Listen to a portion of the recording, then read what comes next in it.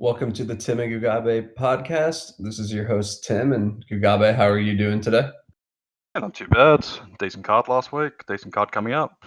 But see things ticking along, and Bellator's back. Yeah. Yeah, it's cool. I think I tweeted out. It's nice that we're gonna have. Well, I think Bellator is actually on Friday. I think someone might have said that. Yeah, day before. Yeah, but regardless, like it's nice that we'll be switching back between like the zone and the UFC card. It'll just feel a little kind of pre-lockdown type of stuff, feel a little more normal. Yeah, 100%. It's just good to see Bellator back. It's going to be kind of interesting, like a year or two from now. Surely this is going to like cause a big sort of pile up in like prospects and regional fights. Because they've been kind of cancelled for the last 6 months. Yeah, because there's just not really cards. It's going to be interesting, It's going to delay people's careers by years, And then even on the top end, like superstars, even a Conor McGregor. I know apparently he's retired right now, but I'm sure at some point he'll probably fight again. But just because they don't have that live audience, it's going to like bottleneck them as well. Because the UFC probably doesn't want. They probably want to capitalize whenever they can actually have a crowd again, just because they make more money, kind of just from an investment point of view. So yeah, it's a strange time for MMA. Like we'll always remember this for sure. I suppose like Masvidal Usman like sold I think what 1 mil or something. It sold something crazy, which was like Masvidal's a big star, but I think having less competition also helps. Yeah, yeah. No, honestly, the thing is, I don't like when people always give advice to the UFC because like I feel like the UFC is way smarter than like MMA media people because I mean they have the metrics of their website, of their traffic, and other things that you and I wouldn't even know. So like when they like give them advice on what fights to make, it's like I don't know. I feel like they know what they're doing. Like they're smart, but just from a layman point of view, I was thinking now that these other sports, especially in America, like baseball is starting back up on Thursday, and hockey's starting back up, and a lot of these other sports, I felt like actually having a McGregor card, kind of like where Masvidal's was placed before all these other sports started back up, would have been really smart, just because there's no attention on anything but the UFC. Or now with these restarts with the NBA and stuff, I don't think it will be as easy to market it, Even though a McGregor card would always sell, but I don't think Masvidal in like a month would have sold that many, if that makes sense. Just because there'd be less attention, but who knows? Like I don't know enough about the metrics behind the scenes. True. Again, I kind of work in the industry a fair bit as far as marketing all that, so Sure, yeah. you'd be amazed how often companies just ignore that sort of stuff. Yeah. I don't know. Yeah, true. Like, yeah, I'm probably wrong, but Yeah. let's go to oh yeah, Well, yeah. We'll talk about Hermanson beating Gastelum. We were just gonna go straight into this card and not recap, but Gugabe wants to be before we went on air. He made it clear that he wants to brag about his Hermanson win. So go ahead. Hermanson was one of the single most dominant performances in UFC history. Should have been minus 10,000. Got wipes. It happens like that every single time. Do you agree, Tim? Yeah, for sure. Well, honestly, like being able to like even it started with he was still getting 2 jujitsu positions on the mat, Yeah. So like even though it was like a what did he finish him? Did he get a knee bar? Heel hook, kind of. Heel hook. Heel hook, yeah. Um, it did look like he had like a submission grappling advantage, I guess I would say. And I kind of thought that going in, and the metrics actually did show that he did. So yeah, but like no, I thought Hermanson was going to win. I almost played him, but I cowered out last minute. And yeah, like I'm happy for Hermanson. It was a good win. It was a very small sample size, but my view is also Gastelum just getting on top from a clinch throw is kind of unlikely too. Yeah, he like lateral drops are kind of meme in general. Yeah. Too. Yeah. It just kind of coin flips who ends up on top sometimes. And Hermanson almost immediately swept him. He had decent sort of underhook. He had sort of decent hook going to get the sweep. Sure, yeah. And Gastelum's always just been very traffic's sloppy. I'm not going to say sloppy when it comes to getting up, but he's very get up focused. He tends to just kind of get up till the other guy gasses, which opens him up to submissions quite a bit. Yeah, and just advances of position. I mean, there's a reason why. I mean, Weidman got so many advances on him in their fight. So he's always had that in his game. And Hermansson's kind of awkward because his takedowns aren't that great, but it's like if he finds a way on top or just kind of tied up with you, he's good at passing. I mean, that's just something he's always been good at, you know? His issue is more like his takedowns are okay from the clinch, but if he's against like a physical monster, he just can't really get into the clinch. Or just somebody who knows how to wrestle too, you know? I mean, Because who's really shut him down in pure wrestling? Like, I mean, Hermansson, Castaneda and Santos were just insane monsters. I mean, has he Jacare was really kind of done aim. with anyone good in wrestle? He was out grappling Talos Lites, and then he did that weird injury thing like 3 minutes in, and then he came back from the weird injury thing. That was a Yeah. strange fight because like he was actually taking down Lites pretty easily in the first round, and then he like did his knee or whatever. He just injured something, and Yeah, I Lites mean, took over for 5 minutes.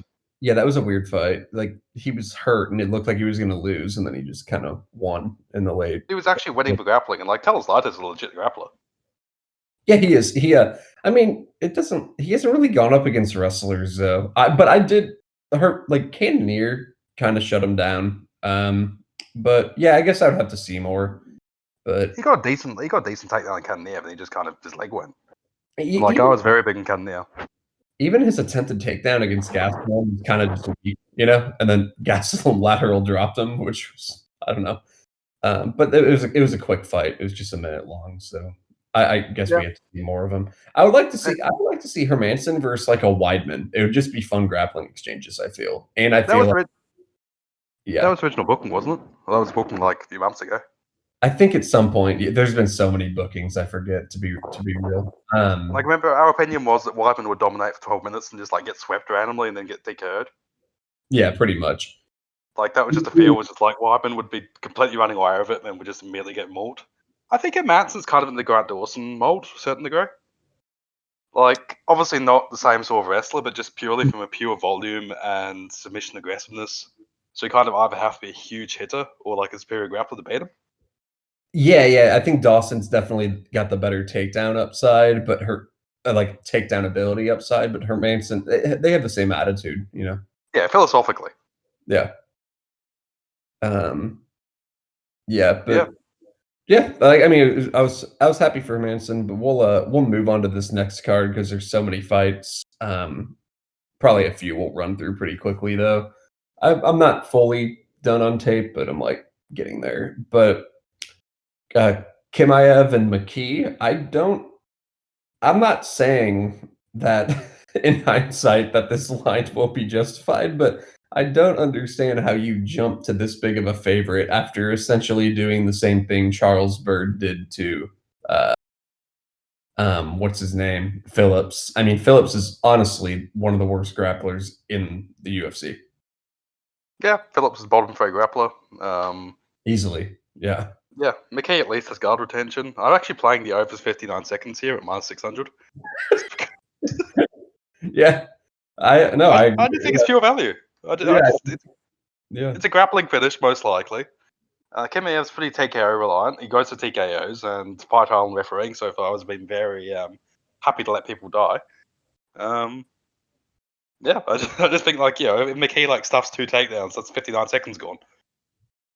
Yeah, I think Chimaev looks fine, but like some of his jujitsu, like he was going for like rear naked chokes without hooks in and stuff, you know? I'm still skeptical of it. Like, he might turn out to be great, but the thing is, if you looked at, say, if Charles Byrd had the same, you know, I don't know, like that performance happened against Phillips, and we had never seen Byrd in any other fight, really, kind of like Chimaev. And then he was minus 1,300 versus McKee. You would say that's nuts. And the thing is, like, Chimaev might turn out to be a lot better than Byrd, but we don't know that. So that's why this kind of seems insane. But at the same time, we don't know. So I'm probably just I'm not gonna like touch anything on it, you know? But I don't know. It just kind of seems a little nuts. But I hope your meme first minute bet hits. JT is plus 425, which is nuts. Yeah, I Like, mean, Phillips survived for a while, you know, like that was kind of because he was wedged up against the cage, and with someone's wedged up against the cage, like it's hard to like finish, I guess, because like you can't really get the back for a bare naked choke, but you also can't really take KO of him. And like Phillips was trying to improve position, but like McKee has guard retention. I just didn't think I like his takedowns a lot. Chimaev, like, and even watching his regional footage though, I just didn't love his jujitsu. Like, I just feel like you know how like some of these wrestlers who I mean, they're really good and they're going to win a lot of fights and get takedowns and top position and hold people down, but just the way they advance position, they like with their hook playing and stuff like that. I just kind of didn't see some of the stuff you would need, but I don't know. Who knows? Okay, yes. Recording dropped.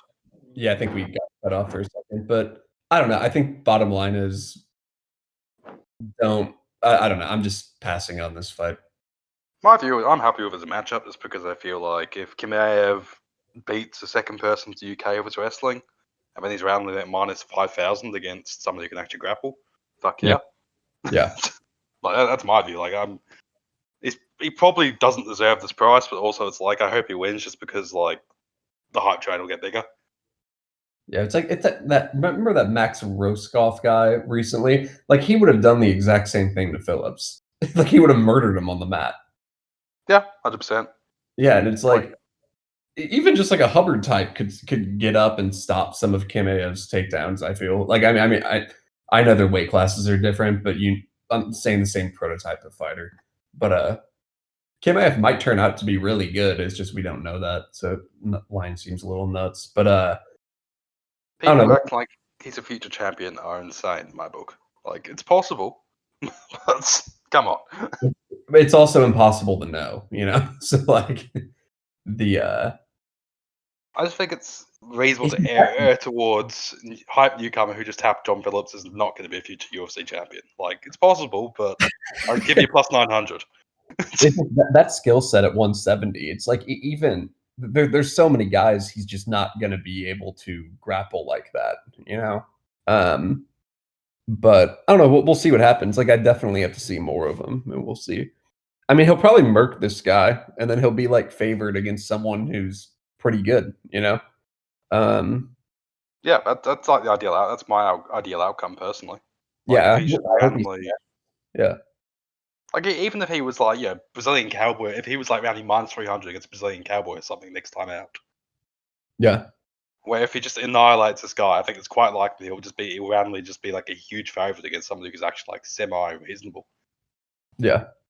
I Yeah, don't this know. line seems insane. But Nathaniel Wood and Castaneda, I don't think we need to say too much here. Castaneda seems okay, but Wood I think deserves the pretty heavy line because like Wood's tough. He's well rounded. He's pretty good everywhere, and he has finishing upside. Yeah, like I think Wood should be fine here. My personal concern is Wood's chin, just generally. Agreed. Yeah, for sure. He's always been pretty headable and he's always been a bit wobbly. And a bit But brawly type too as well. yeah, like I generally haven't been a huge fan of Wood. Wood actually impressed me against Dodson. Wood against Dodson's probably the first time I've really looked at them and seen something. Yeah, he outlanded him like pretty significant, like not significantly, but by like double digit strikes. Yeah, because like he dropped 2 rounds. Uh, I thought he He won. did. I thought he I won. know. I agree where you're coming from, but it was still hilarious that Dodson was up 2 rounds. Yeah, that was just home crowd dumb shit because I don't understand how Dotson won that first round. But like, yeah, like there were still competitive rounds regardless. Yeah, Uh, and Dodson's very good. Like, legitimately, I feel like odds makers tend to underrate how significant having a close fight with John Dodson is. oh yeah, for sure. Like, um, yeah, Wood looked. I thought Wood looked good in that fight too. I think Wood, and the thing is, like, Wood smashed mostly like similar tiers or even higher tiers in Castaneda. So like I understand the line. At the same time, I don't love his skill set for a line like that either, just because he is a little hittable. Yeah, he's hittable and just kind of has chaotic fight. So yeah, I wouldn't touch. I plus 400 is probably a Pass. good mark. Yeah, Yeah, it's pass or dog or pass. I just can't see how you play Wood at that sort of price. agreed. Um, moving on to the next fight, Emeev Stolze. I actually think like Emeev is the safest favorite out of the first three guys that we've talked about. But like Stolze is just not very good, and he can get taken down. Emeev's just really hard to get offense going against too. He has 70% striking defense. He has really good takedown defense, and I don't know, like he should be fine here. Yeah, like Emeev isn't particularly pretty, or it's not like engaging to watch, but he minds his security pretty well. He Yeah, fights to win fights. Like it's what he exactly. does. Yeah. Yeah, I would trust him more than the other two. Like Wood is probably more likely to run into a massive nuke for no real reason, and Chimaev's kind of unproven. Well, yeah, Emeev should just beat this guy. In every area of the fight too. Um, Stolze like could maybe land some leg kicks, like, but that's pretty much it. Like I just don't see how. I'd be shocked if he competed from a round winning perspective, you know. Um, but I don't know. Shit happens, but I feel like Emeev should just kind of wipe the floor with them. Pretty Uh, much, like Emeev just professional. Like he just has a very clear defined process, and that goes a long way. yeah, for sure, and he's just good defensively, smart. He's a typical Russian fighter.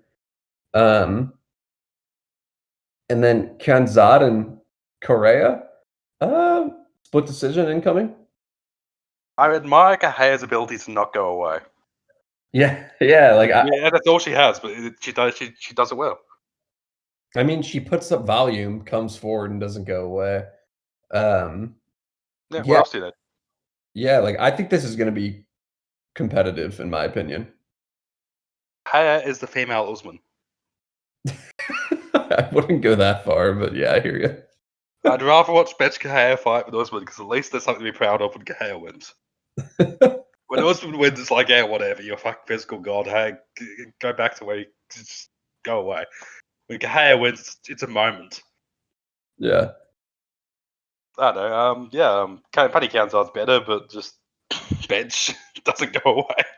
yeah. Kinzad's like probably more skilled and everything. Probably has higher upside, but it's like Correia keeps fights close enough with people on levels with Kianzad. You know, it's she just kind of comes forward, puts up volume, and has good cardio. Do you think Kianzad's like a little more skilled though?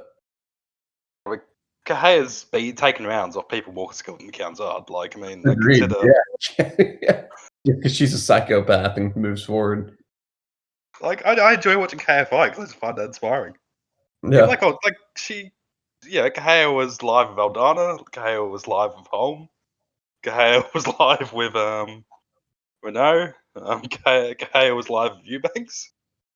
Like yeah. Like she hasn't been shut out in like any fight. I mean, ever since her Rousey fight, she's fought Pennington, Renault, Holm, Aldana, and Eubanks, and she was literally live in all those. She won around in all of them, so it's like Yeah, she won around in every single fight. that Aldana submission was such meme shit. Yeah, that was nuts. She just randomly falls over and gets it up. Yeah, I don't know. I think I had something triggered me about. I don't think I had good distance, but I think I had something which lost due to that, and I was like, "How? Fuck!" I think I had like Betch live or something. yeah, Like, how does that happen? yeah. I don't know. Um, Like, I'm not particularly like line seems kind of reasonable. It's whatever. The Boser Pessoa. I don't know how good either of these guys are. That's the problem. It's like Boser knocked out Lins, and I'm just kind of like, whatever. I don't read too much into it. And then he got beat up by Gon, which it's like, okay, I don't really discredit him much for that. And then he beat up who is that? Spitz, who's maybe the worst heavyweight in the UFC. So it's kind of like, all right, I don't put much into that either. So it's like It's like all three fights of his, I just don't put much stock into. So I just don't really know where he's at. And Pessoa didn't look bad against Jeff Hughes. And this is heavyweight shit. So it's just like I don't know what it should be lined. I guess that's kind of my issue. It's like maybe Boser totally justifies his line. Maybe he doesn't at all. I have no idea. Boser, because like he's got durability and cardio and output at heavyweight. Yeah. If he hit takedowns, I'll probably like him a bit more. Yeah.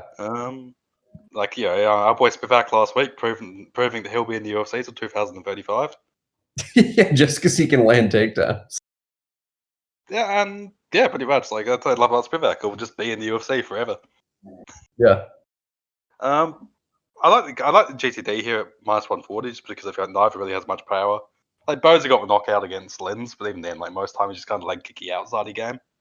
Yeah. And Pessoa against Hughes was doing the same stuff, which is very sort of kicky outside game. So you'd probably just have a long distance kickboxing match. Yeah. Pessoa decision at +600 is honestly a little bit tempting. Just Yeah. because I feel like you're probably gonna have a fairly medium tempo outside kickboxing match. Yeah, I need to look at their games, and watch their tape a little more. But I don't know. I just don't really know how good either guy is. I don't know. Like Boser favorite makes sense. But I don't know. Striking heavyweight fight. We don't know exactly how good they are. Just brings in variance, you know. Boser's probably going to be busier, which Yeah, yeah, it's probably a get go decision, just like yeah. Boser's I traditional agree. decision guy. Yeah, he should win. But like, I don't +600 with Pessoa decision where I could just say the shitty outsidey strikey split decision here.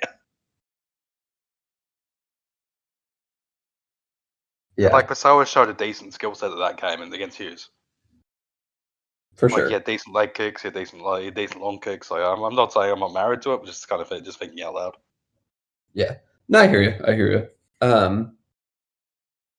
I guess I don't know. I just want to move on to the next fight because it's probably the most anticipated fight on the card, honestly, or like top three.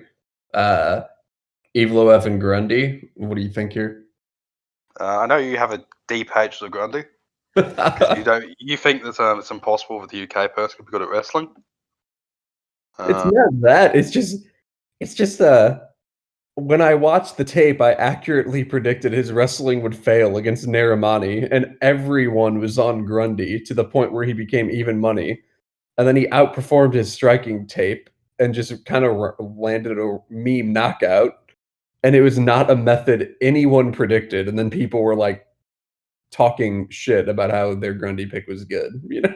So, like, so that's my problem with Mike Grundy because everyone got the read wrong, and he won with a method that was pretty much unforeseeable because his striking tape was awful to that point. Did you hear me at least a little bit on that one? Like, did he even outperform his striking? He just sort of swung hooks, didn't he?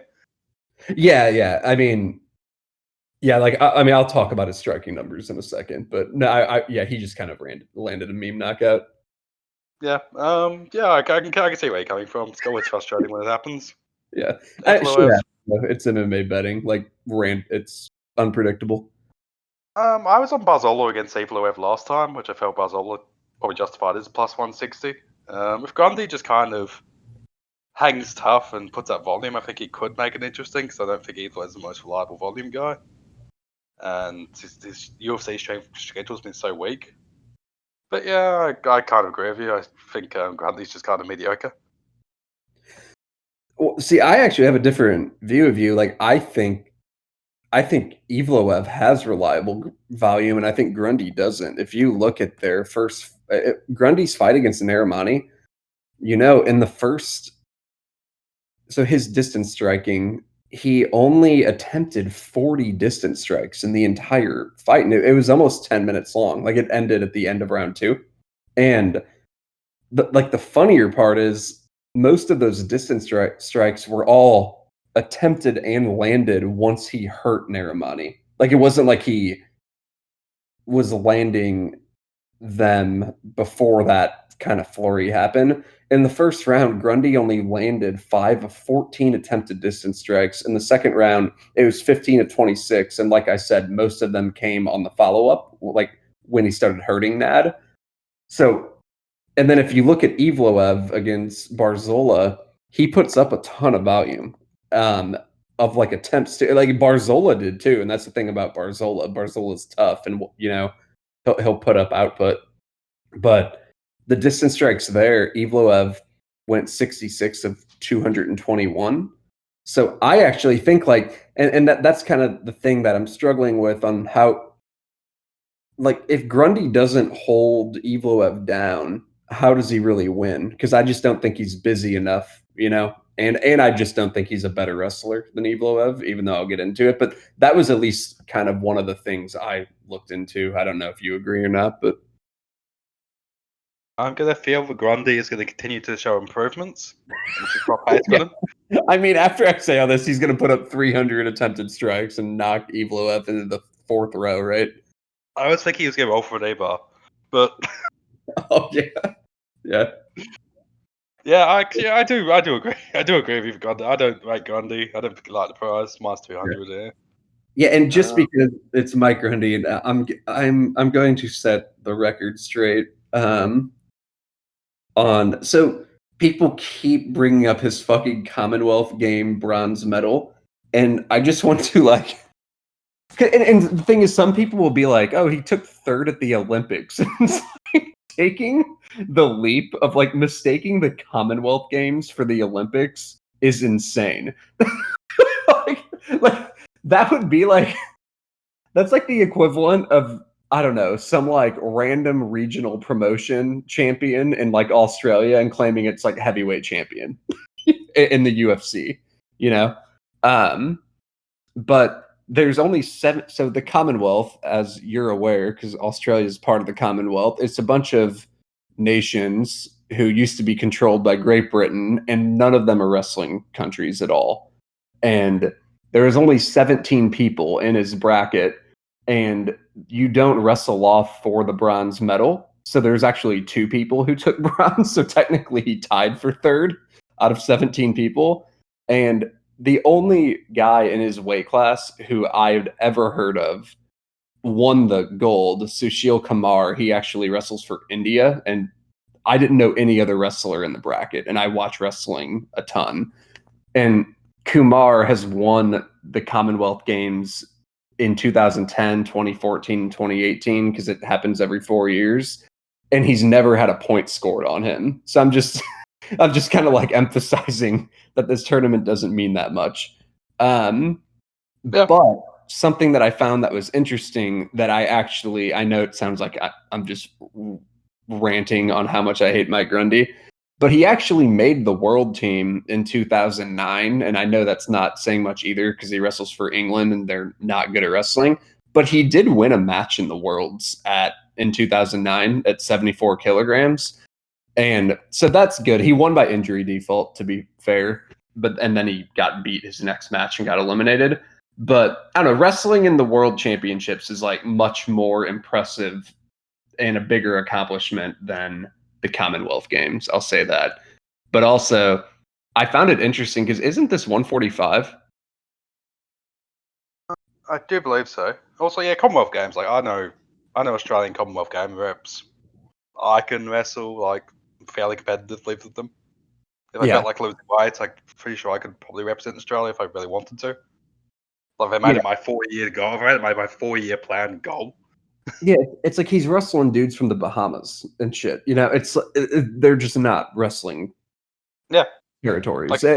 Yeah, and that's just how it is. Like you don't have any of the power. Like the powerhouses in wrestling are Russia, USA, Japan, Bulgaria, Kazakhstan, Iran. None of these countries are in there.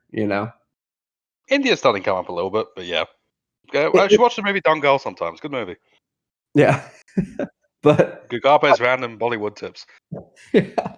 But I don't know. I guess what I'm trying to say is the thing I found was interesting was he actually did wrestle in the World Championships, which is I wasn't expecting to find. Like I don't even look at the Commonwealth Games in and he was taking like 23rd in the Euro Championships. Like he wasn't a very good wrestler, and but that was at least he won a match at the Worlds, that's actually his best accomplishment. And then he wrestled at 74 kilograms, which is 163. That's actually like a very popular weight class because that's where Jordan Burroughs and kind of the mecca. That's probably the best wrestling weight class in the last decade. That's interesting that he wrestled at 163, considering he's now a 45 pounder, which makes me think at least he's got some size, you know? Yeah, well, sometimes that sort of thing with it just somebody else on the English squad could be better than him and just forces them to Yeah. be at 74 kilos because nobody else wants to wrestle at 74 kilos. Yeah, Like, I it mean, could just be the case.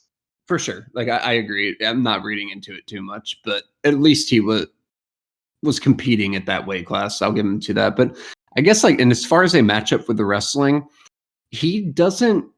The reason I didn't think he could hold Narimani down is he doesn't know how to put hooks in Grundy. He just kind of like tries to mat return you with another double leg, and he just lays in guard. And I just feel like that will be. I think he can land some takedowns here. I just don't think he can hold Evloev down with any consistency, which makes me think he's kind of fucked with the distance striking numbers.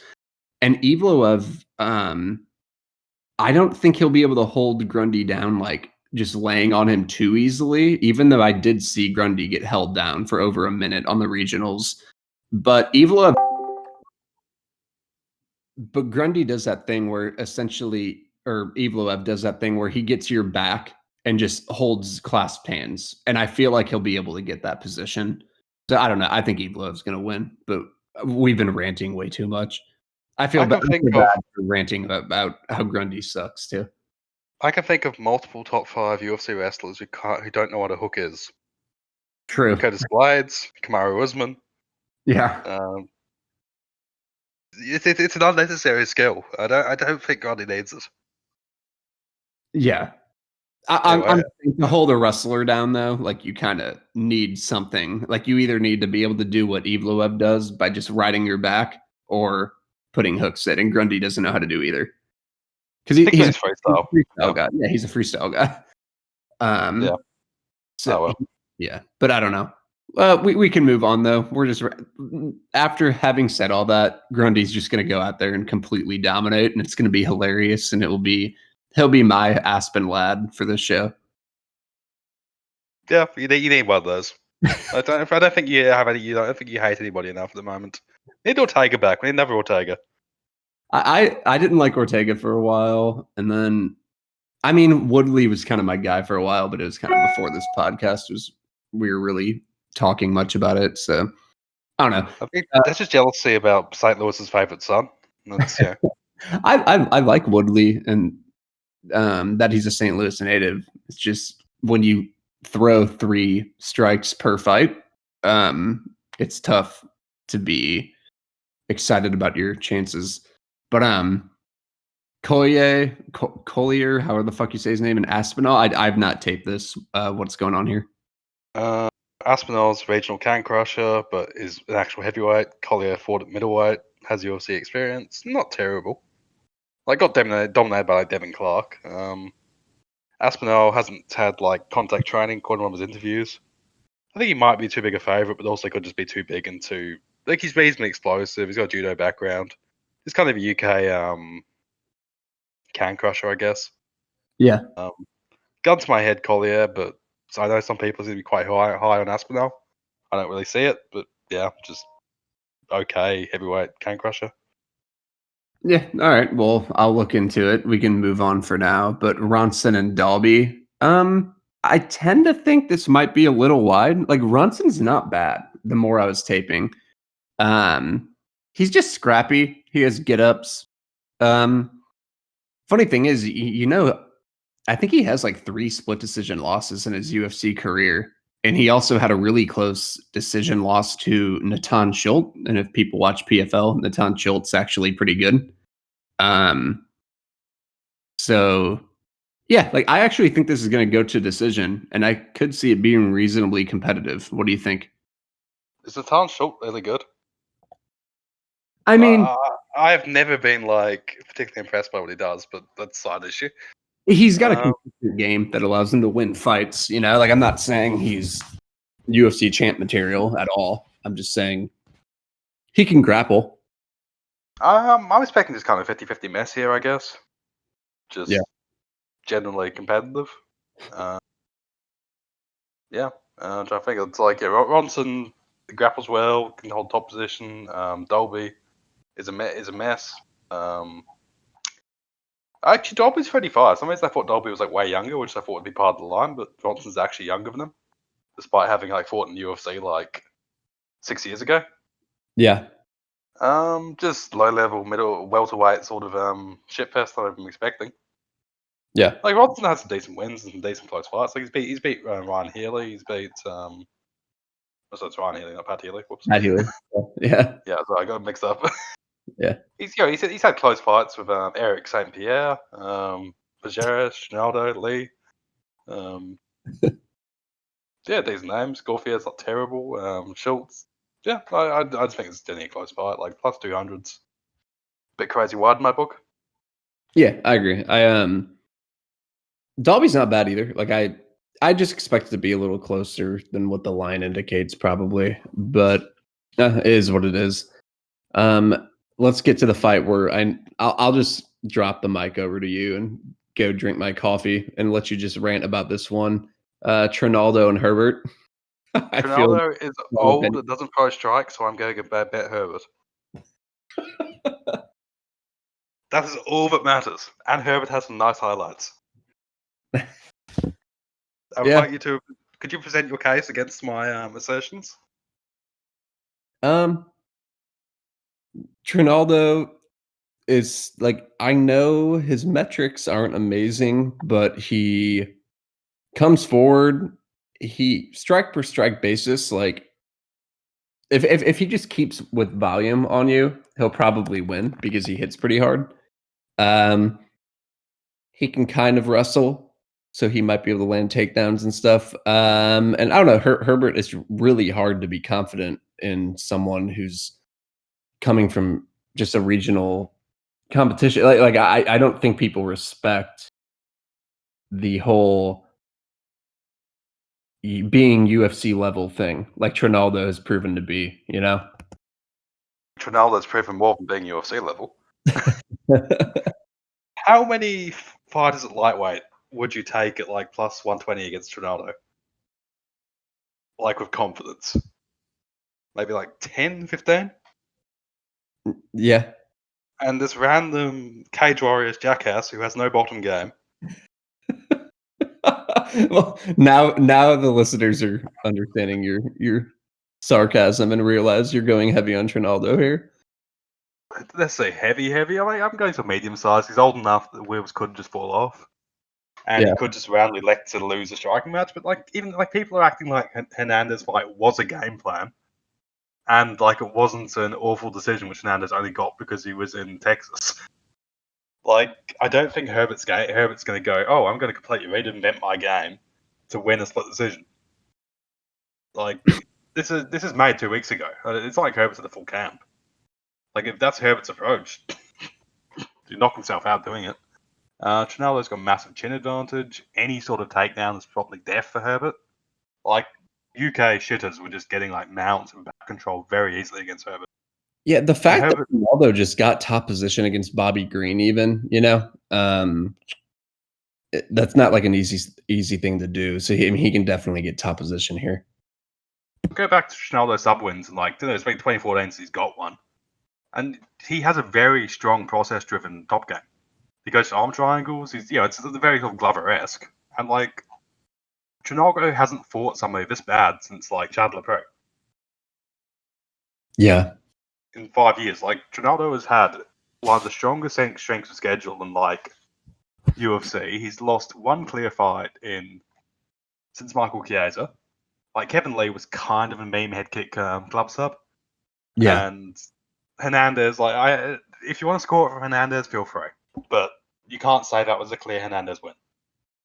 Oh yeah, I mean, I thought Trinaldo won. I do think they were both low volume enough to where like no one was safe for a car, but it was was most certainly not a clear Hernandez win, for sure. And it's not a game plan I don't think Herbert will either try to recreate, or even if he does, it's not like it's a 100% clear winning game plan. Yeah. Like, yeah, and Hernandez is quicker and more Nova footwork than Herbert. And even Hernandez, like when Hernandez tried to clinch with Trinaldo, he backed the fuck off. And most of Herbert's best work comes with clinch. Like, there's one fight where he plays like an outside game, but that's because he's fighting this guy who was literally like 5'5". I'm trying to remember which fight it was. It was like his fourth fight, and like the guy is just tiny, and like it's just because of the range, size difference, he can just do whatever he wants. It's just, I just don't see Jai Herbert having much success in the UFC.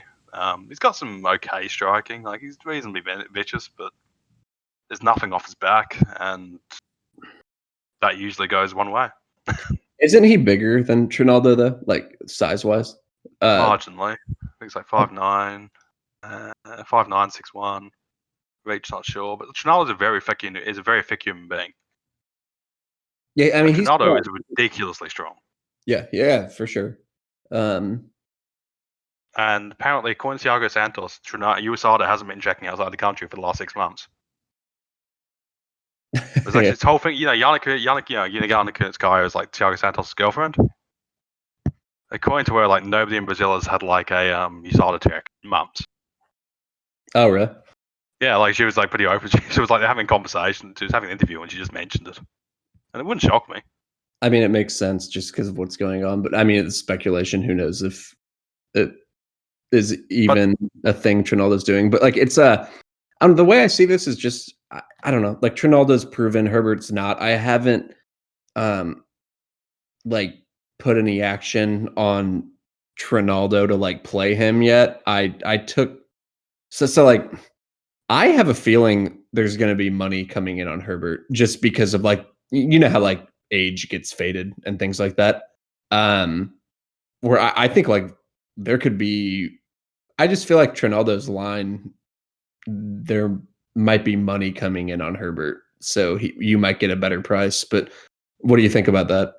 Line movement's tough to predict sometimes, though. Bounced around a bit though. Like Trinaldo money is hitting fairly consistently. There's bouncing. I don't know. Yeah. Like honestly, I'd take Guido. I'd take Guido over Herbert. I'd take somebody like I just think Herbert's really, really unproven, and it's possible. But he is. Yeah, for sure. You can't say he's not. And It's this like matchup just seems crazy. Like, why is this matchup being? It just seems like such a massive gulf. Yeah. Like, even if the UFC thinks Trinaldo's like done or something, it's like, do you really get to try giving Trinaldo somebody to feed them? Yeah. It's kind of just betting potential versus credential type of thing, you know? And it's like Trinaldo's proven, Herbert's really not. And he's a 32-year-old who's had like 7 years of MMA experience and like kickbox experience before that. So it's not like he's some 24-year-old superstar. Yeah. I don't know. I think the UFC just struggles to use Trinaldo. I mean, I agree. I think Trinaldo's aside because he's proven. Like, there's a little bit of unknowns going in here, but like we know what Trinaldo is, and Trinaldo just gives like he just beat John McDessie pretty clear, you know. And I know like he consistently gets. He doesn't put up the most volume stats, but if you watch that fight, it was very clear just because like he hits a lot harder and things like that, you know, and kind of pushes you back and is always going forward. So yeah. No, I Trinaldo to go for takedown, I'd be going very hard on him just because, like, even the sub prop is like plus 750 at the opener, and like Herbert just does not have anything off his back by the looks of it. Yeah, I wish he did go for takedowns more. Like honestly, like if I got quite Guido against Herbert, or like just generally somebody who I could rely on to wrestle, even like Austin Hubbard, because like I can rely on Hubbard to kind of grapple a bit and to put up volume. Yeah, Hubbard's kind of your boy. I play Hubbard at this price against Herbert pretty confidently. Like Hubbard's good because he just puts up a lot of fucking. He's tough. He puts up volume. He works the body, and he goes takedowns when he can. Yeah, like it's just a good skill set to fade incoming talent. Yeah, no, I'm with you on this one for sure. We can move on to Sobotta. We got a few dumpster fires coming up. Sobotta and Oliveira. I'm fine with the line, but Sobotta has enough skills to where he could maybe get something going, but yeah. I think Oliveira should probably edge it a bit because he's like a freak athlete, but also like there's a 10% chance in any given round that Oliveira instantly wins the fight. And there's a 10% chance he instantly loses the fight. Yeah. So you just got that dice roll going in the background all the time. It's hard to go on Sabatta's stats too, just because he's been around forever, man. Like I started watching the sport on like every event in 2006. I've been watching for a while, and he's been around since like 2008, 2009. Um, so and he was awful back in the day, and then he kind of just randomly improved in the last few years. So Also, part of it is like I was fading. I played Max Griffin over Cowboy just last time out, just because I felt like Cowboy was looking awful coming through Dalby and Perry. But there was enough of the vintage Cowboy. yeah, And Cowboy is a fucking freak athlete if you try to grapple him. Like Gunnar Nelson versus Cowboy. What Cowboy did in round one against Gunnar Nelson, was just like reversed back control, yeah. just purely off grit, just essentially just purely off grit and freak athleticism. It's like it's something. It really is something. I didn't realize Sobotta is only 33 years old. That's Yeah, I was kind actually of about to say that. Like I saw it was like his how long his career has been. It's like so he started fighting at like 17, I think. yeah. He's like not old at all. Yeah, that's kind of Cage old though. I mean, Aldo's 33. yeah. But the thing is, he actually like even though he's been fighting for a while, he hasn't fought many times. Like he's had so many massive breaks. Like he had a 4-year break from 2010 to 2014, and then he was fighting like once every like year and a half since. So and he's never really taken like any massive beatings. Leon Edwards kind of roughed him up in that third round, but like he's like generally not really gotten fucked up that much. So like he's probably fine, you know. His skills have improved over the years too. I had Edwards RTD in that fight like ages ago, and it was such a weird stoppage. Like, there's And 1 second left, and it was like he was in trouble, but he wasn't in trouble. In trouble. yeah, it was kind of one of those where the ref obviously Like, doesn't go the distance. what was that fight last week where the guy got waved, where the guy didn't get waved, but the ref kept warning him? Fishgold Gordon. Oh It's like yeah. a Fishgold Gordon just got waved with a second left, and it's like, well, I mean, he was in shit. Like, I don't disagree he's in shit, but also it's like it wasn't like he was ever getting pounded. It's like if you wave it off with a minute to go, it's like, okay, at least you can say, hey, like he's taken a lot of shots. We're not going to give him another minute, but you already gave him that 59 seconds of taking a beating. So now you're going to like not give him the luxury of saying he survived. Yeah, MMA referee's all over the place. They're fucking insane. It's so funny. Like my favorite thing is how if you call one of them out on Twitter or something, they'll be like, "Oh, you just don't have experience." I'm like, "What you're doing is not rocket science of just being like, hey, we should stop a fight now."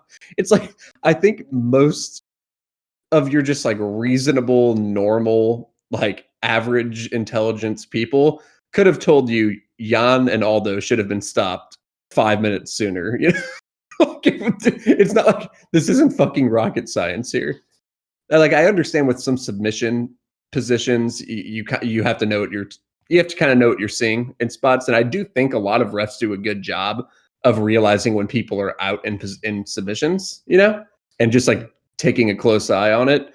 But a lot of these like TKO stoppages are fucking insane. Yeah, agreed. And it's so arbitrary where the line is. Like, remember Overeem versus Harris a few weeks ago? Yeah, Or it's just like if the referee had been in the quick stop mode, that's probably a Harris win. But since our referee was in the long stop mode, it was an Overeem win. yeah, because Well, like, that easily been stopped at the time. yeah, Yeah, like I mean, I'm thinking with Overeem's history. Like, I'm still pissed off about Overeem Rosenstrike. But yeah, like, and it was literally the same ref for Overeem Rosenstrike and for Rosenstrike Harris. I mean, and for Overeem Harris. yeah, So fight one, the ref's like, all right. The second he drops, I'm waving it. Fight two, he's like, all right, Overeem's dead. Overeem's gonna die. yeah, yeah, And if those two fights had swapped in sequence, I think they would have gone different. Because like if the ref had waved off like Harris Overeem and then had Overeem Rosenstrike the fight after, he probably gives Overeem more time. Yeah. Like, it wouldn't shock me if that was like the ref is actually like consciously corrected his decision making, which just pisses me off even more. Yeah. Like, I got fucked on both. Like, I had ends by KO1 in Harris Overeem, and I was a very big Overeem better against Rosenstrike, so it just happened. So Yeah.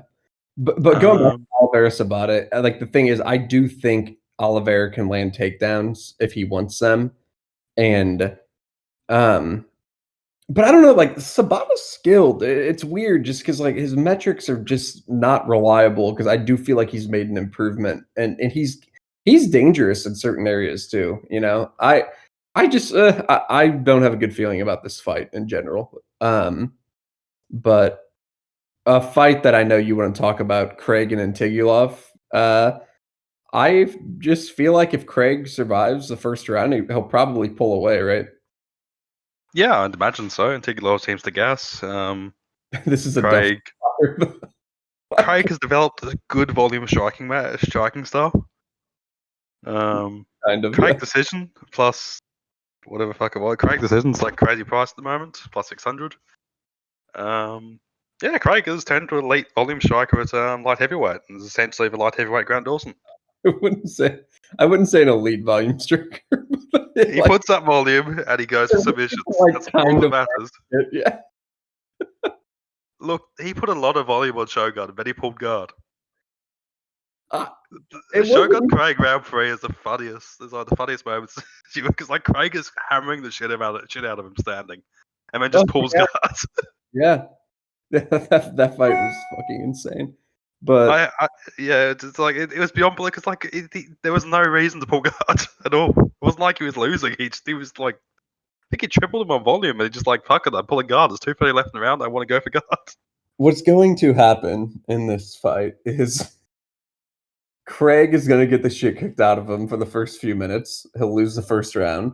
The second round, he's going to be murdering him. The third round, he's going to be murdering him. Then he's going to pull guard, and a gassed Antigulov is going to ride out position. And it's going to be a split decision for Antigulov. That's what's going to happen. Most likely. What else do you expect? Like, with Paul Craig fights, dude, there's so much volatility, man. Like, it's fucking frightening as a better.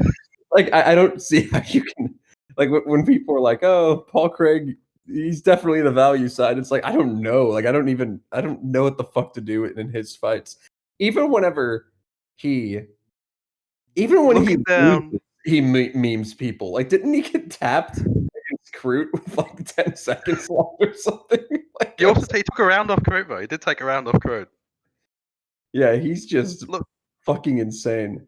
look at Paul Craig's record. Every fight since Khalil Roundtree, he's been value. Yeah. No, like including I mean, including Ankalaev. like I mean, Especially Ankalaev.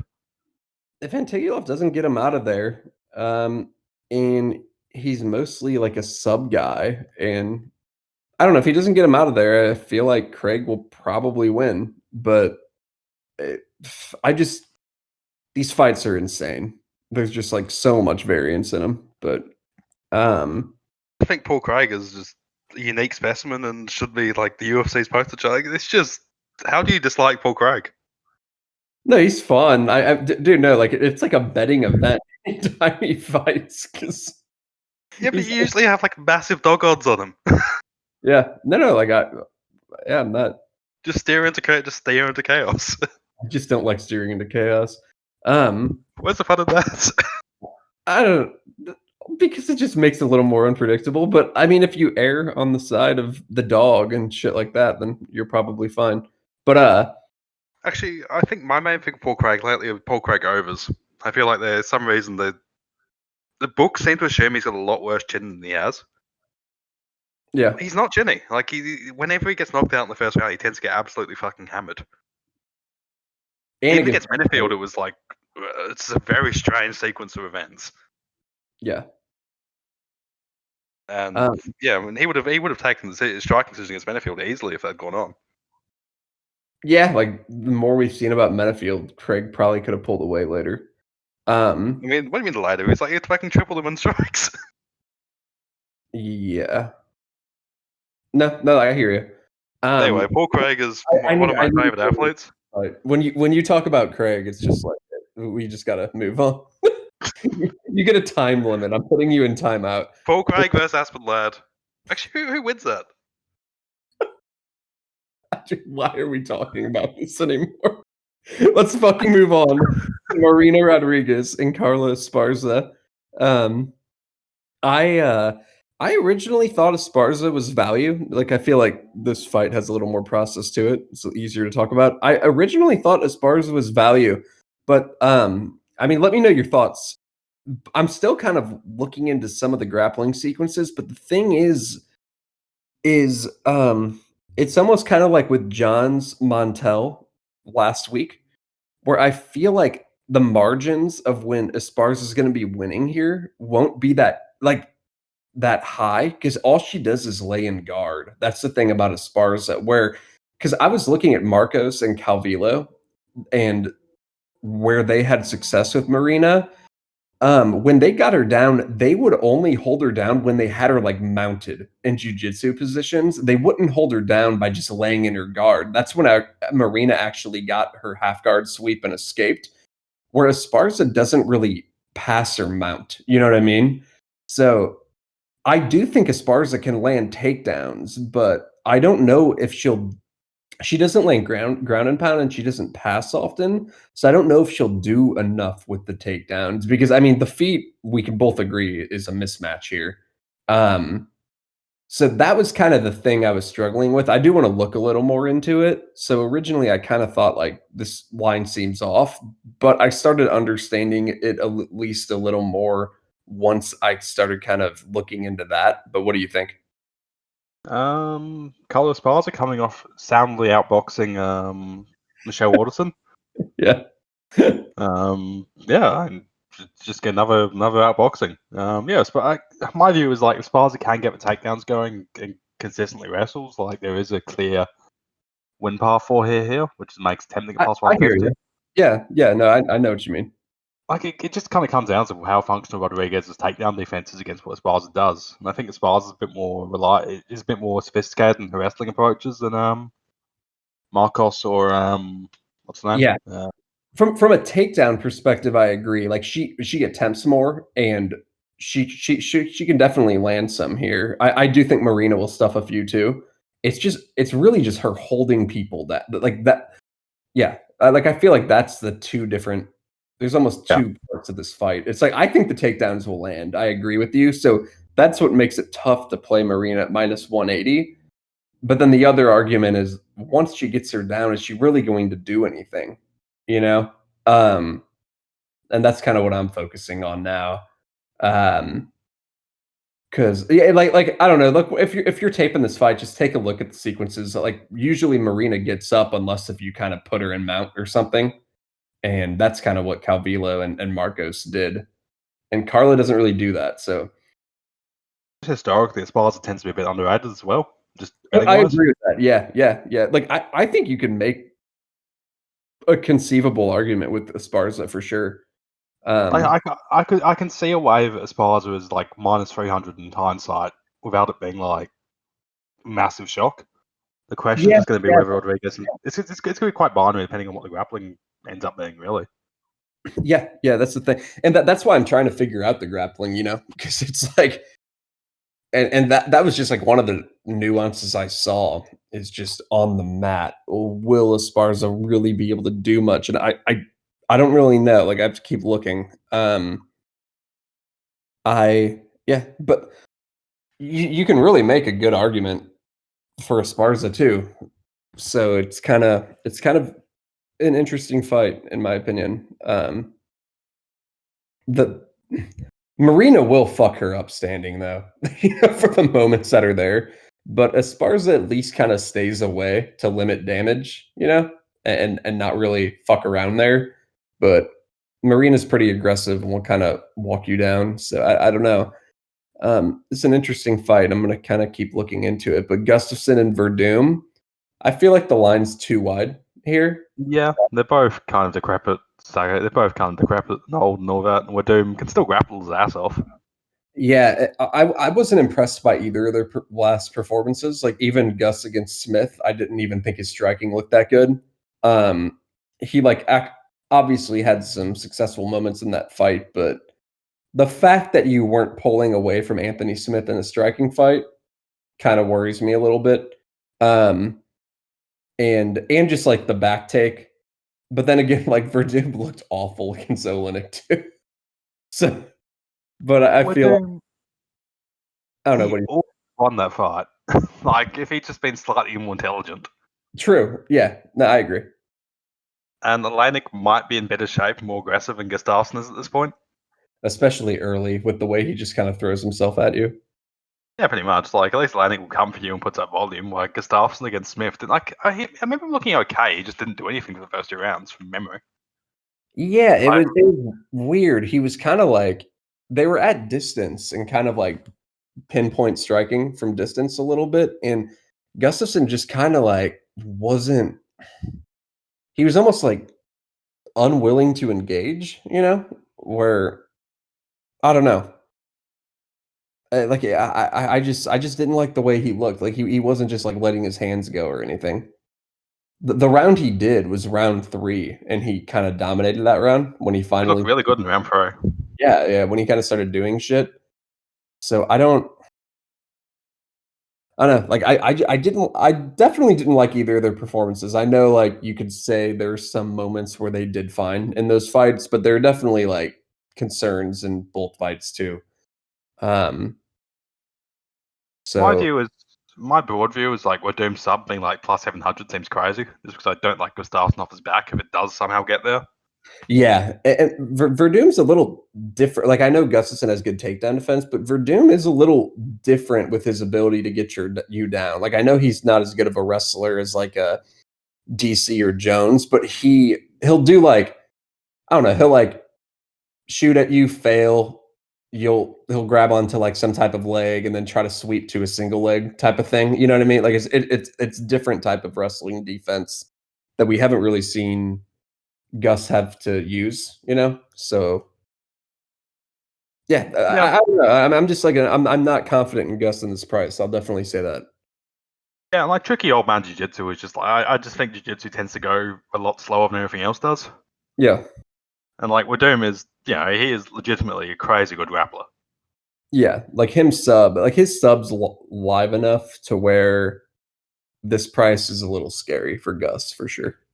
And like, my opinion, I'd just rather play Werdum sub just because I feel like if he is going to win, it's probably going to be grappling predicated. And I think if he gets enough grappling success, he's probably going to find a tap. Yeah, And Gus just seems like he kind of collapses off the off bottom position, just like historically. Something about Gus where he just seems to just react badly to being put in bad spots. I don't know. kind of surprised Gus inside the distance is plus 100. It's like he's not subbing him, so that's off the table. Um, it's does he really knock out Verdum in a 3 rounder 50% of the time? You know what I mean? Like it's not like Verdum's chinny, really. Um, and I could just see like Gus not putting on a huge pace because he's at least conscious of the grappling. I don't know. That I'm kind of that curious. kind of seem that doesn't that seem just like very very wide or like 50% of the time for a knockout essentially is kind of insane. Yeah, well, it depends if he can deal with the pace or not, I guess. Like, if he can get it, I think it would look pretty consistent. Gus round 3 or decision here is plus 150. So I'd rather play that than anything else. Yeah. Just cardio and just like, Werdum could take a fair beating and just like, I think decision's probably most likely, but I don't know, it's just gonna be a scrappy shit fest. Like, why is this taking place? Yeah, it's a weird fight for sure. Speaking of scrappy shitfests, Rogerio Nogueira and Shogun. I think the value again, I'm probably not gonna play it, but you like to steer in chaos, and I feel like if you're steering into chaos, you have to go with the dog here. Shogun looked awful against Craig, and I don't know, like, I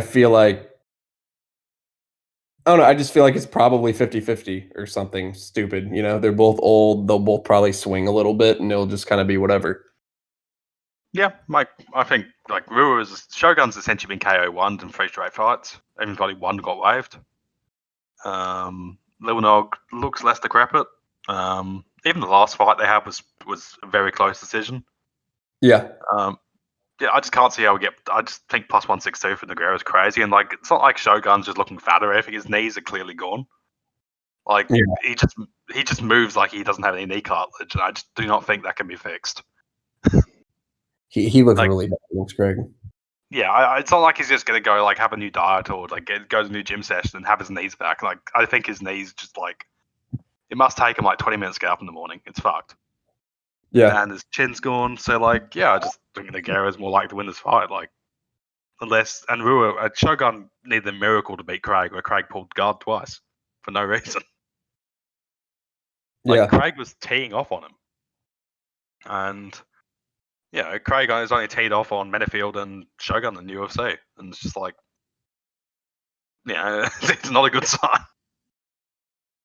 Man, so Shogun, I always forget that Shogun's like not actually. I mean, he's old now. He's like 39, but I was just assuming he was like 52, just because he was so young, just when he was having his success and pride and all that. But yeah, and Nog is 44, but they're both like 76. I feel in fight age.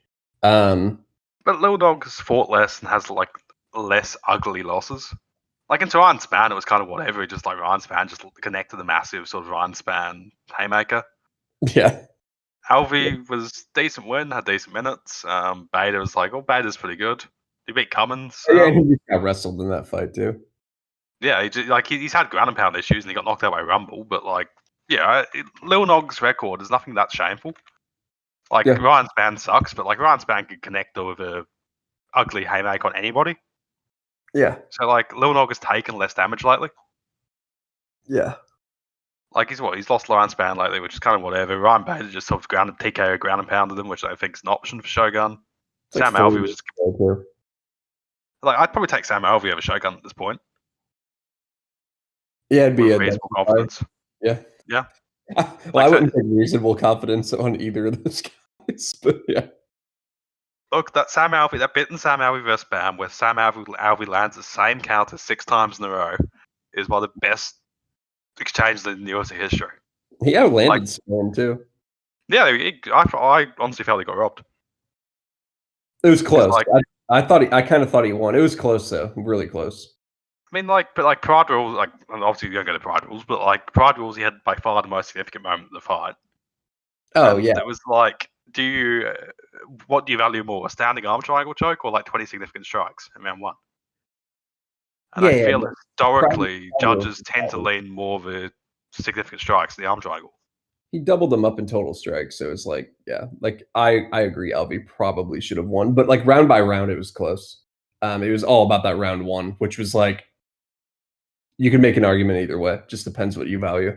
But Yeah, I just tend to assume that judges will value strikes over near submissions, just based on what I've seen historically.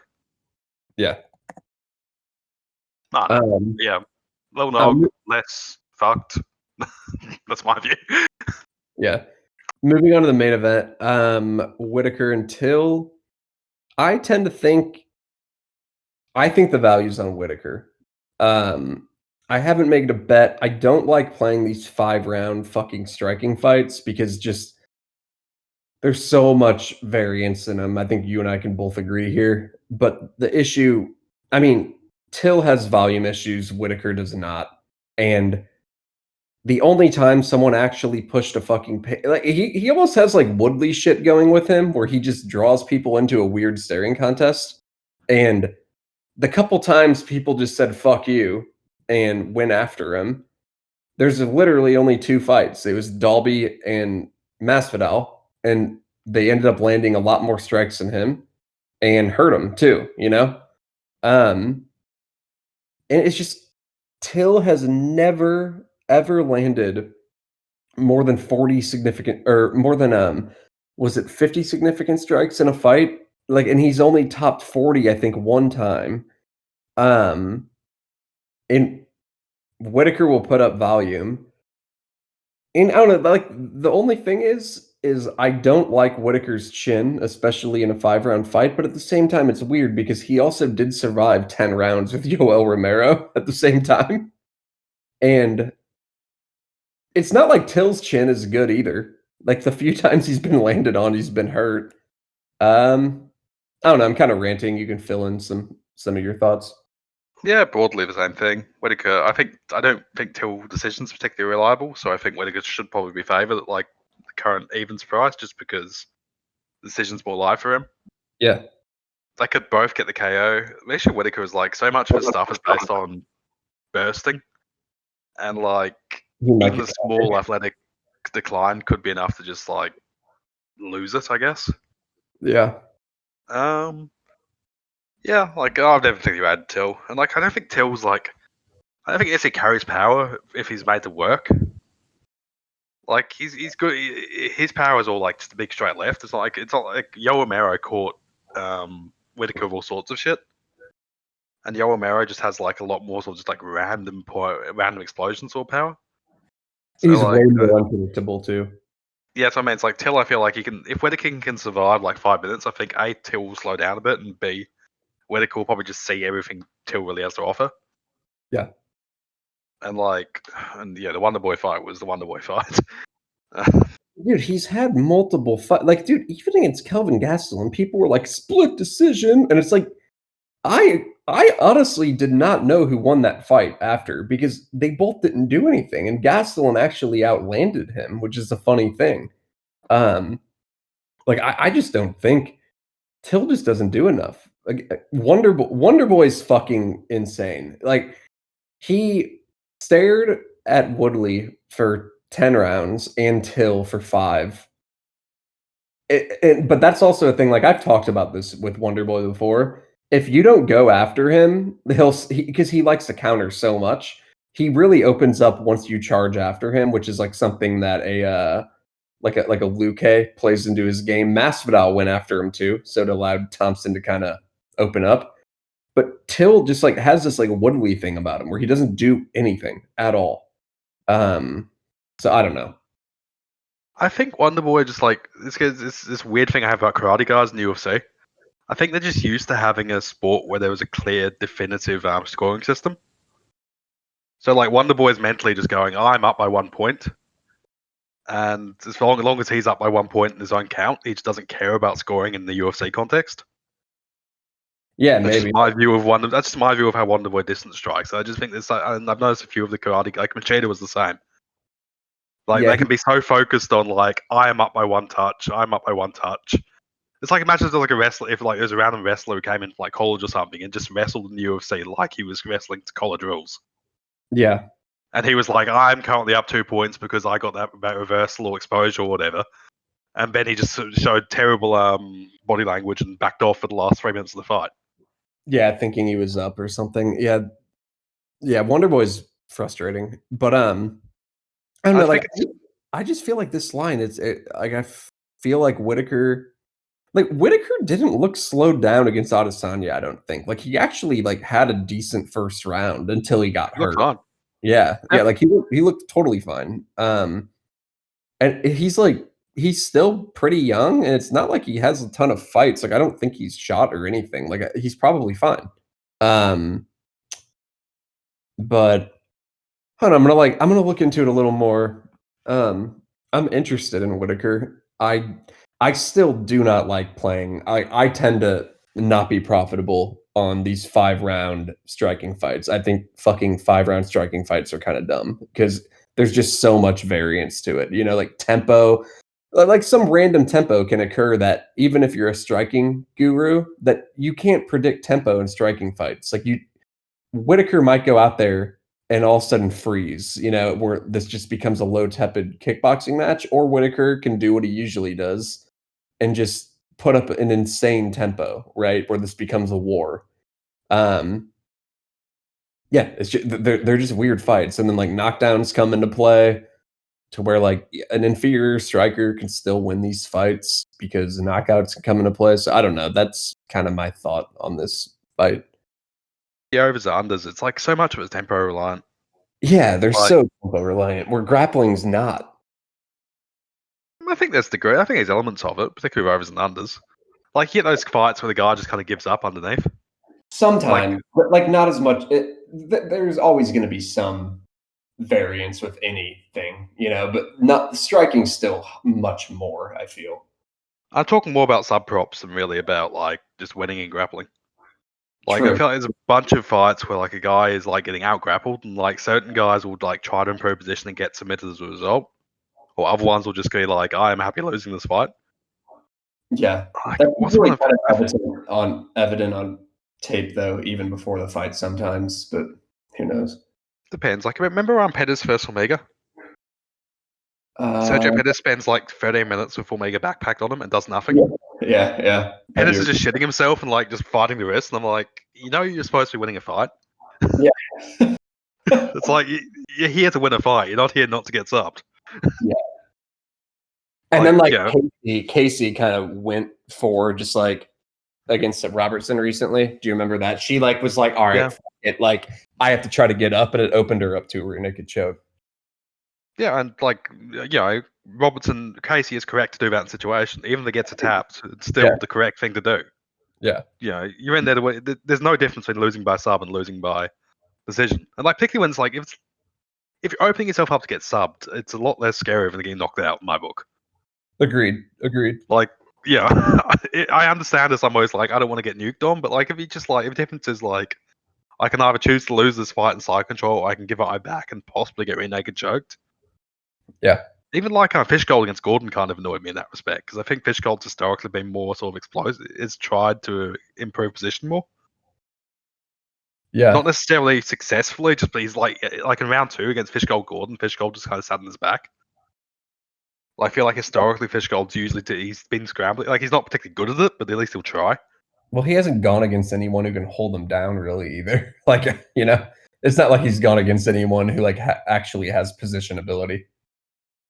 Mirkani was kind of like against Mirkani, he had like some spots, but he just kept trying to move out of them. Well, against Gordon, he just seemed to kind of deflate and be like, "All right, I'm in bottom of guard now. It's okay. I'll just be here for another 4 minutes." Mirkani will also bait you into those front headlock positions on purpose. So like he'll like take weight off it. Yeah. So, but yeah, I think we both grapple enough to know that like if you're just willing to survive, you can not get tapped by like world-class grapplers. Yeah, no, for sure. If you're just really focused on, you pretty much throw your own offense out the window, right?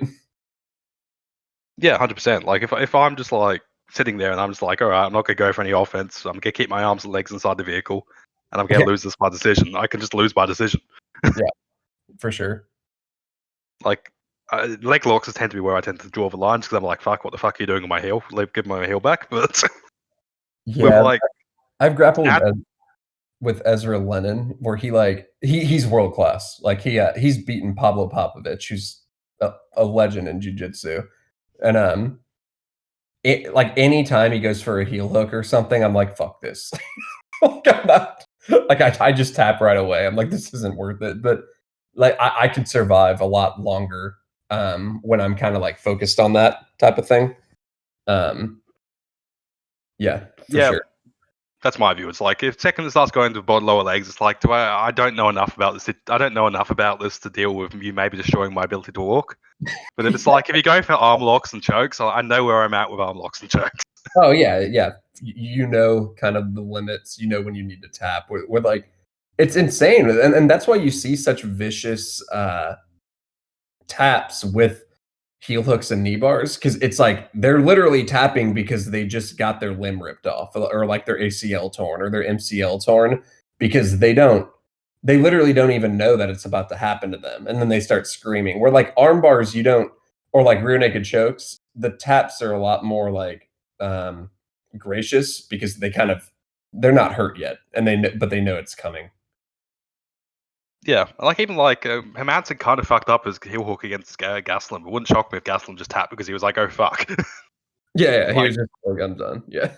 Well, he was like, I'm pretty sure I'm in a heel hook. I can take it. I can bet that Hermanson doesn't know how to finish this, and be right. So I can bet that Hermanson doesn't know how to finish this and lose my knee. Or you could tap and it'll just be a Paul Harris. He won't let go regardless. Dude, Paul Harris had like 5 late taps where he probably held on for like an extra 5 seconds and then he took the leg home with him. It's like, dude, like people were quick tapping on him, so like they're hoping the ref would like at least be able to pull Paul Harris off, and it still wouldn't matter. That guy was a fucking nightmare. Like people were actually afraid to fight him because he was a fucking head case. If you heard like his backstory, he was like born in like absolute rural poverty. He didn't get taught how to read till he was like 16. He was like sleeping under a bridge, and like it's actually fucked up. Like even the Brazilians are like, this guy came from like true poverty. Yeah, Like, the guys in the favelas are like, what? Yeah, the favelas are like, we're in the favelas, but we're not the rural poor. I don't know. Anyway, I think we've gotten like way off topic, but like I don't know. There's some meme fights. Bellator, just quickly. At least the Bellator fights we care about. I actually have to go. I have a call at 10, so it's like 8 minutes away. But I don't know. We can tweet our thoughts or something, but we'll get another podcast in for next week's card. But I don't know. We got a little off topic this week, but we'll see how the fights go. And we'll be looking forward for Mike Grundy landing a meme KO over Evloev. I'm thinking he'll go for the leg lock because we talk about him so much. A leg lock tap. But he'll hook like Evloev will be like, "What the fuck is that?" And there won't even be it will just be Grundy squeezing his ankle. He just won't know what's happening. Yeah. Anyway, nice to record. Yeah, I'll see you. Have a good one. All right, catch up. Bye.